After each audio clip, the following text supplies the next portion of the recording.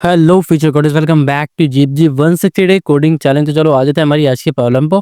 Simply आपको description में आना है, प्रॉब्लम लिंक पे क्लिक करना, देन आप आ जाएंगे हमारी आज की प्रॉब्लम ऑफ द डे पर। तो हमारी आज की थर्ड प्रॉब्लम है डायनेमिक प्रोग्रामिंग की, which is longest common subsequence. 112 दिन हो चुके हमारे आज के जीप जी 160 डेज को, ठीक है। तो आज हमारा लॉन्गेस्ट कॉमन सबसीक्वेंस वाली प्रॉब्लम है। इसमें सिंपली क्या करना है, हमको एक सबसीक्वेंस फाइंड आउट करना है जो लॉन्गेस्ट होगा। दो डिफरेंट स्ट्रिंग हमको दी होगी हमारे फंक्शन के पैरामीटर्स में, S1 एंड S2। तो हमको उनका ही LCS फाइंड आउट करना है, ठीक है। And if there is no common subsequence return zero, मतलब उसकी लेंथ हमको सिंपली यहाँ से रिटर्न करनी है, ठीक है। एंड यहाँ पे हमको दिया हुआ है कि a subsequence is a sequence that can be derived from the given string by deleting some or no element without changing the order of remaining elements. For example, AB is a subsequence of ABCDE। अब कैसे है देखो, AB match कर गया, ठीक है। E match नहीं कर रहा तो इस वाले एलिमेंट को हटा दो, फिर D मैच नहीं कर रहा इसको भी हटा दो, फिर E मैच कर गया यहाँ पे, तो ये हो गया हमारा मैच, ठीक है। ऐसे करके सीक्वेंशियली आपको यहाँ पे फाइंड आउट करना है। यहाँ पे देखो, अरे ए मैच करके बी यहाँ पे मैच नहीं कर रहा था, उसके बाद में सी यहाँ पे मैच नहीं कर रहा है, यहाँ पे डी मैच कर गया मेरा, ठीक है। तो ये दो एलिमेंट मैच कर गए मेरे। उसके बाद में जी मेरा मैच कर रहा है क्या, नहीं कर रहा है। एच मेरा मैच कर रहा है क्या, मैच कर रहा है। मतलब तीन एलिमेंट हमको यहाँ पे सिंपली मिल चुके हैं। सो जब हम यहाँ पे एच को फाइंड आउट कर लेंगे, उसके बाद में अगर एफ आ रहा होता है यहाँ पे, तो वो मैच नहीं करता क्योंकि एफ यहाँ से डिलीट हो चुका है ऑलरेडी, ठीक है। तो ऐसे करके हमें सीक्वेंस देके चलना होगा। तो यहाँ पे भी आप देख सकते हैं आउटपुट कैसे आ रहा है, यहाँ पे भी देख सकते हैं आप सारी चीज़ों को। तो अब हम एक काम करते हैं, यहाँ पे कंसिडर वगैरह देख लेते हैं। तो हमारा जो साइज होने वाला है स्ट्रिंग्स का, वो 10⁻³ तक होने वाला है। एंड ये ओनली अपर केस कैरेक्टर्स को रख के रखना, इनके अंदर दोनों के अंदर ओनली अपर केस कैरेक्टर्स होंगे, ठीक है। एंड यहाँ पे हमारी कंप्लीट टैग वगैरह आप देख सकते हैं। टॉपिक टैग में आप डायनेमिक प्रोग्रामिंग एल्गोरिथम आप यहाँ पे देख सकते हैं, ठीक है। तो कॉम्प्लेक्सिटी की बात कर लेते हैं। यहाँ पे n×n हम मतलब n×m time complexity and space order of n हम यहाँ पे यूज कर सकते हैं, ठीक है। अब राइट साइड पे कोड एडिटर पे आता हूँ, बात करते हैं सॉल्व करना कैसे एग्जैक्टली, आप क्या इंट्यूशन लगाने वाले हैं यहाँ पे इसको सॉल्व करने के लिए। सबसे पहली चीज़ तो हम इन दोनों की साइज को अलग अलग ले लेंगे। पहले मैं ले लेता हूँ S1 डॉट साइज, ठीक है। S1 डॉट मैंने साइज यहाँ पे ले लिया। एंड कॉमा ला के यहाँ पे M में ले लेता हूँ मैं S2 डॉट साइज, ठीक है। S2 डॉट साइज, दोनों का साइज मैंने यहाँ पे ले लिया, ठीक है। अब यहाँ पे मैं क्या करूँगा, वेक्टर क्रिएट करूँगा, ठीक है। वेक्टर ऑफ इंट वैसे लॉजिकली देखा जाए, अगर हम बात करें डायनेमिक प्रोग्रामिंग की, तो यहाँ पे हम 2D एरे हमारा बना रहे होते हैं। यहाँ पे पर मैं क्या करने वाला हूँ, यहाँ पे सिंगल एरे लाइक मतलब 1D एरे से मैं यहाँ पे इस प्रॉब्लम को सॉल्व करने वाला हूँ, ठीक है। कैसे देखो, यहाँ पे मैं पहला बना लूंगा। यहाँ पे सपोज यहाँ पे प्रिव बना लिया मैंने, प्रीवियस वाला बना लिया मैंने। उसका साइज रखूंगा m+1 रख दिया मैंने उसका साइज, कॉमा यहाँ पे 0 दे दूंगा, ठीक है। एन कॉमन ला के यहाँ पे करंट वाला भी बना लूंगा मैं।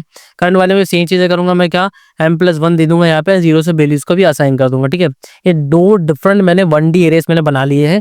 अब इसके बाद में मुझे क्या करना है, सिर्फ कंप्यूट करना है कि कैसे हमारा आउटपुट आएगा। देखो, तो यहाँ पे सिंपली हमारा आउटपुट लाने के हम क्या करेंगे, it i=1 semicolon i less than equal n semicolon i plus plus, मैंने एक लूप लगाया। मैंने इसके बाद में यहाँ पे क्या करूंगा, सेकेंड लूप लगाऊंगा यहाँ पे, for int j=1 semicolon j less than equal m semicolon j plus plus, ठीक है। ये दो डिफरेंट हमने लूप यहाँ पे लगा लिए। क्यों लगा लिए, क्योंकि हमको एक एक करके सारी वैल्यूज को निकालना होगा, उनके अकॉर्डिंगली हमको यहाँ पे वैल्यूज को अरेंज करना होगा। देखो, अब यहाँ पे एक कंडीशन लगेगी। पहली कंडीशन, अगर हमारा S1 ऑफ i-1, ठीक है, S1 का i-1 इक्वल टू हमारा हो जाता है S2 के j-1 से, ठीक है, j-1 से। अगर ये कंडीशन ट्रू होती तो यहाँ पे हमें क्या करना है, हमारा जो करंट ऑफ j है, ठीक है, करंट ऑफ j है, उसको अपडेट करना है किससे, 1 प्लस प्रीफ के j-1 से, ठीक है। कि यहाँ तक हमारी कितनी लॉन्गेस्ट स्ट्रिंग आ चुकी थी। इसमें एक और ऐड कर दूं कि अब हमारी जो लॉन्गेस्ट कॉमन सब स्ट्रिंग सब सीक्वेंस था, वो एक और से इंक्रीज हो गया, मतलब एक और ज़्यादा एलिमेंट हमको मिल चुका है, मतलब हमारा सब सीक्वेंस बाय 1 इंक्रीज हो चुका है, ठीक है। तो ये चीज़ हो गई। अब मान लेते ये वाली चीज़ नहीं हो रही, तो एल्स वाली कंडीशन में यहाँ पे जाऊँगा मैं। एल्स वाली कंडीशन में यहाँ पे सिंपली क्या करूँगा, हमारा जो करंट का j है, ठीक है, करंट का j, उसको कैसे मैं असाइन कर रहा हूँ, मैक्सिमम ले लूंगा मैं, किसका मैक्सिमम ले लूंगा, हमारे प्रीव ऑफ j-1 का, ठीक है, प्रीव ऑफ j-1 का, ठीक है, प्रीव का j-1 या फिर प्रीव का मैं बोल सकता हूँ j ले लूंगा यहाँ पे सिंपली मैं, ठीक है। j में अभी सपोज करते 0 एलिमेंट होगा, एंड कॉमा करके मैं क्या करूंगा, हमारे करंट का जो पिछला एलिमेंट था उससे मैं यहाँ पे मैक्सिमम ले लूंगा। जो भी मैक्सिमम होगा हमारे पास में, वो हमारे करंट वाले मैक्सिमम में आ जाएगा, ठीक है। उसके बाद में यहाँ पे इसके बाहर आके आपको करना क्या है, यहाँ पे हमें जो प्रीवियस है उसको करंट से असाइन कर देना सिंपली, ठीक है। हमारा करंट हर बार अपडेट हो रहा होगा, तो हमारे प्रीवियस को भी हमें यहाँ पे अपडेट करना होगा। मतलब हर बार मैं क्या करूंगा, नेक्स्ट वाली जो हमारी रो होगी उस पर मूव करता हुआ जाऊंगा।